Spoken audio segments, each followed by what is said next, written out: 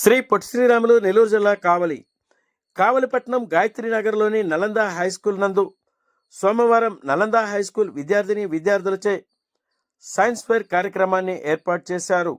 పై కార్యక్రమంకు ముఖ్య అతిథులుగా కావలి ఎమ్మెల్యే శ్రీ దగ్గుమాటి వెంకటకృష్ణారెడ్డి పాల్గొని సైన్స్ ఫెయిర్ కార్యక్రమాన్ని రిబ్బన్ కట్ చేసి ప్రారంభించారు. అనంతరం విద్యార్థులు ఏర్పాటు చేసిన వివిధ ప్రాజెక్టుల వల్ల కలిగే ప్రయోజనాలను ఎమ్మెల్యే శ్రీ దగ్గుమాటి వెంకటకృష్ణారెడ్డి విద్యార్థులను అడిగి తెలుసుకొని పలు ప్రాజెక్టులు విద్యార్థుల్లో మేధాశక్తిని పెంపొందించిన నలంద హై స్కూల్ యాజమాన్యానికి మరియు ఉపాధ్యాయ సిబ్బందికి ఎమ్మెల్యే శ్రీ దగ్గుమాటి వెంకటకృష్ణారెడ్డి అభినందించారు. పై కార్యక్రమంలో నలంద హై స్కూల్ యాజమాన్యం మరియు పాఠశాల ఉపాధ్యాయులు విద్యార్థుల తల్లిదండ్రులు పాల్గొన్నారు. పిల్లలందరూ కూడా భవిష్యత్తులో ఉన్నతమైన స్థాయికి రావాలని కళ్ళకన్నే వయసులో ఉన్న పిల్లలందరూ కూడా విద్యార్థులారా మీ భవిష్యత్తుకి పునాదులు వేసుకునే స్థలం ఈ విద్యాలయం, ఈ సరస్వతి నిలయం.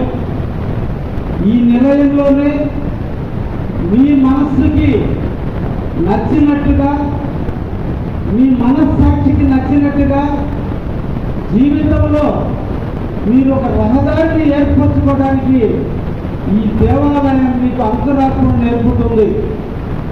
ఈ దేవాలయంలో మీ జీవితానికి కావలసినటువంటి పాటలు మీరే వేసుకోవాలి. ఇక్కడ చదివేటువంటి 500 చిల్లర మంది పిల్లలు ఉన్నారు. ఇక్కడ ఎల్కేజీ మొదలుకొని 10th క్లాస్ వరకు ఉన్నటువంటి పిల్లలందరిలో కూడా గుడిగుడి నడకల మధ్య ఈరోజు తల్లిదండ్రులు వదిలిపెట్టి ఇక్కడికి వచ్చి ఆటపాటల మధ్య, గురువులు చెప్పే పాఠాల మధ్య ఎదుగుతున్నటువంటి మీరు మీ జీవితం కోసం కూడా మీరు ఆలోచించాల్సినటువంటి పరిస్థితి. టెక్నాలజీ పెరిగిపోతుంది.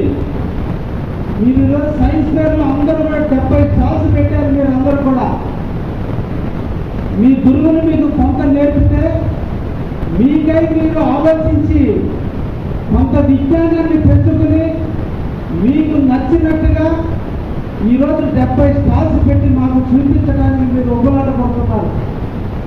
స్పీచ్ల కంటే అక్కడికి వచ్చి మిమ్మల్ని చూసి అభినందించడం మా కర్తవ్యం.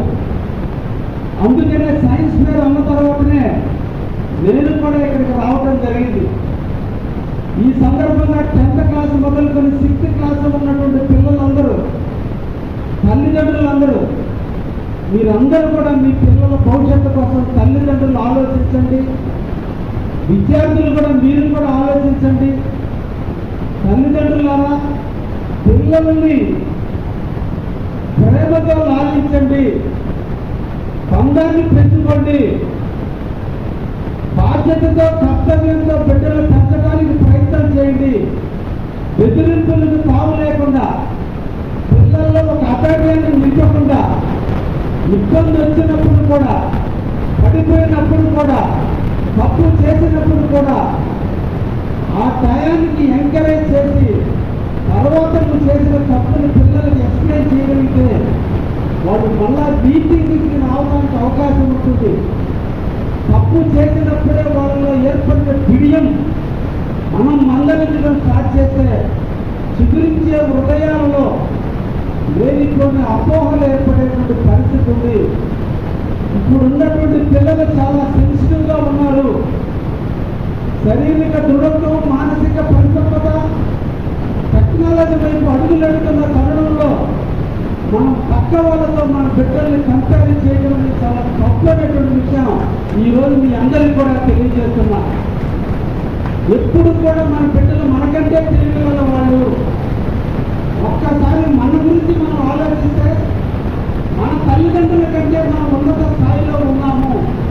కాబట్టి రేపు మన బిడ్డలు కూడా మనకంటే ఉన్నత స్థాయికి రావడానికి తప్పకుండా వాళ్ళు రాగలని నమ్మకం మనలో ఉండాలి. ఎప్పుడు కూడా వాళ్ళ ముందు డిసప్పాయింట్ మాటలు, ఆవేశంలోనూ ఏదో ఒక పొరపాటు టైంలో చిగురించేటువంటి వాళ్ళ హృదయాలను నాటుకోకుండా చూడాల్సినటువంటి పాత్ర